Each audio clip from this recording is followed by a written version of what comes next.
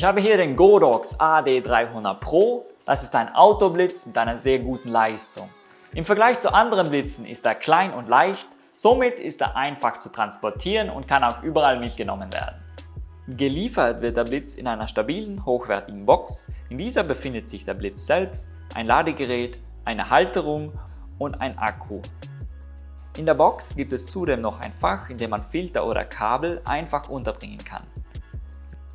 Der Blitzmount ist der Godox Mount. Wer dafür keinen Modifier hat, kann sich den Godox S2 Adapter kaufen, um Bowens Anschlüsse zu montieren.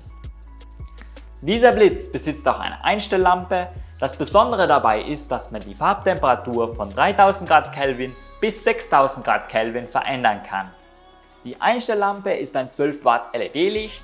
Dieses ist zum Einstellen der Blitzposition und zum Fokussieren in schlechten Lichtsituationen zwar praktisch, aber kann für Video im besten Fall für Detailaufnahmen oder im Notfall verwendet werden. Für andere Aufnahmezwecke ist das Licht leider nicht hell genug. Zudem ist die Kühlung auch sehr laut, welche es für professionelle Audioaufnahmen unbrauchbar macht.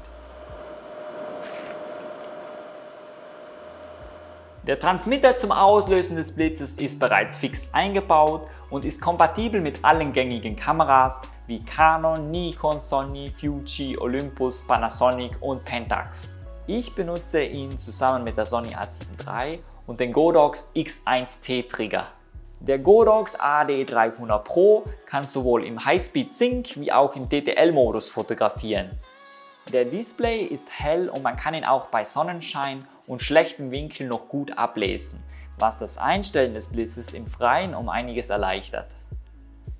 Bei voller Leistung ist der Blitz stark genug, um gegen die Sonne zu blitzen und somit die Lichtsituation immer zu verändern. Hier habe ich ein Foto einmal mit Blitz und einmal ohne Blitz gemacht. Der Blitz war ca. 7 Meter entfernt und auf voller Leistung. Trotzdem war er noch in der Lage, die dunklen Schatten am Rücken komplett aufzuhellen. Beim ersten Testshooting meines Blitzes ist mir aufgefallen, dass das Einstelllicht beim Ab- und Einschalten des Triggers automatisch immer wieder einschaltet. Bei meinem Shooting habe ich das erst nach einiger Zeit bemerkt, somit wurde der Akku schnell leer und da ich mich meist irgendwo auf einer Mauer befand, musste ich zum Ausschalten immer wieder zurück zum Blitz laufen und dann wieder auf die Mauer klettern. Ich weiß jetzt nicht mit Sicherheit, ob es sich hierbei um einen Bug oder um eine Einstellungssache handelt, die man ausstellen kann. Vielleicht wird es auch mit einem Firmware-Update bald gelöst. Der Akku schafft ca. 360 Blitze bei voller Leistung.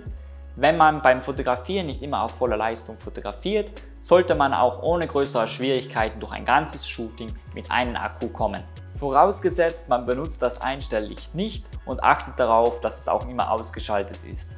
Nach einer kompletten Entladung kann der Akku in ca. 2,5 Stunden wieder vollständig aufgeladen werden.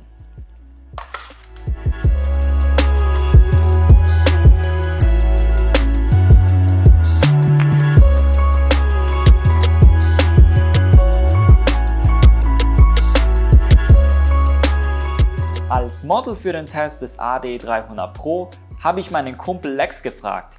Den Blitz habe ich rechts hinter einer Mauer positioniert. Dies erzeugt etwas Gegenlicht, welches seinen Körper vom Hintergrund abhebt. Hier bei dem ersten Foto war der Blitz etwas zu schwach eingestellt und der Rücken war auch ziemlich dunkel.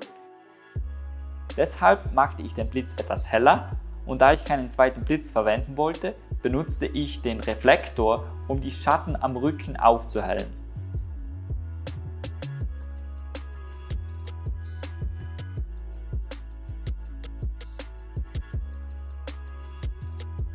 Dann entdeckte ich auf der Seite einer Mauer ein paar Sträucher, welche sich gut als Vordergrund eigneten. Dank des Blitzlichts leuchteten diese grünlich und gaben dem Bild einen super Effekt. Ich war sehr glücklich mit diesem Foto. Nach einiger Zeit wurden wir beim Shooting dann richtig warm und wir überlegten uns ein paar Dinge, um etwas Bewegung ins Bild zu bringen. Dann begann langsam der Sonnenaufgang und die Wolken färbten sich orange. Dafür hatten wir uns bereits im Voraus 2 kleine Mauern für einen Sprung ausgesucht und wir wollten ein spezielles Foto darstellen. Das Foto sollte nämlich den Vereinsnamen Flying Art bildlich vermitteln und Freiheit, Leichtigkeit und Kunst symbolisieren. Nach einigen Versuchen klappte alles perfekt und wir schossen das meiner Meinung nach beste Bild des Tages. Während des Sonnenaufgangs wollten wir zwar noch einige andere Sprünge fotografieren, unter anderem auch Saltos, allerdings verlor Lex bei einem dieser Sprünge die Balance und fiel rückwärts von der Mauer. Glücklicherweise hat er nur ein paar Schrammen abbekommen, doch nach dem ersten Schock beschlossen wir, keine größeren Sprünge mehr zu machen. Da Sprünge bei Parkour und Freerunning aber dazugehören, machte Lex dann trotzdem noch ein paar kleine Sprünge. Zum Zeitpunkt von diesem Foto war die Sonne bereits aufgegangen und machte ein starkes Gegenlicht. Der Himmel war sehr hell, doch durch die hohe Leistung des Godox AD300 Pro war es möglich, sowohl den Sprung als auch den Himmel richtig zu belichten. Das war mein Video über den Godox AD300 Pro. Ich hoffe, euch hat das Video gefallen und weitergeholfen. Wenn ihr Fragen habt, schreibt sie gerne in den Kommentaren. Tschüss, bis zum nächsten Mal.